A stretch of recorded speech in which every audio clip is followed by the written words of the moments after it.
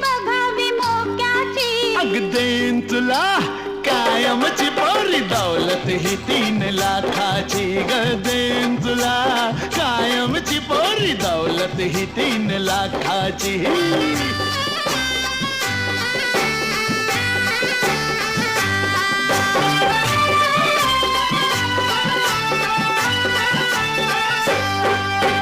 घडामोडी कशी घडामोडी बघू अजंठा वेरुळलेणी. अग तिथलीच तू मूर्ती ग तुला चोरून आणलाय कोणी.